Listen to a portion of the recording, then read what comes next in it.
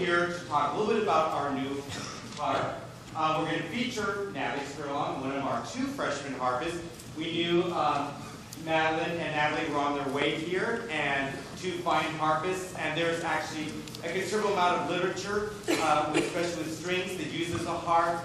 And gosh, when Kamiak opened, I spent like $100,000 on instruments, but a harp wasn't on the list. So I guess 17 years later, it's time to make our orchestra complete. This did not happen just this year or last year. It's been fundraising, I think, for about 3 years. I'd like to thank everyone that has contributed. We had a Korean Family Association that made a wonderful contribution last year. The money we sold from entertainment books this year all went to the harp. We got a wonderful grant from Kamiak Performing Arts Boosters, the general fund, and then also from the city of Mukilteo. Our ASB contributed as well. So bit by bit, a lot of Messiahs, a lot of Lolly, of course, has also contributed to the harp.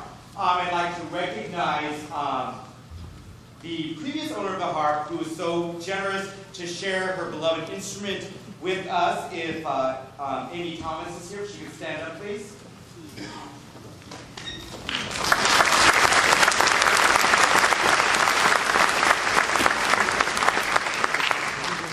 When you own such an instrument, it really, you have to name it. And I'm not sure, did you have a name for this harp, Amy? No, I actually didn't have Okay, so we will come up with our own, all right? It's a beautiful harp, it's really pretty. But I'm also glad it was a perfect harp for us. They make them bigger, they make them smaller. We have not a great sized stage. It has a huge sounding board though. I went to harp camp for a day. On the hottest day of the year, you remember the end of July, that was harp camp day. In Bass University without air conditioning, But learned quite a bit about harps. There's too much for me to possibly understand all of it, but red strings are C's and black strings are F's. And this harp is a 47-string harp, which is a lot. They make them with more, they make them with less. This is the perfect amount for us. Again, this big sounding board, and big enough, small enough, we can kind of wheel it around, but big enough for a great size. I'd like to also recognize one of the foremost prominent harpists in the area who helped make this come to fruition. This is Allison Austin. Allison, you can stand up, please.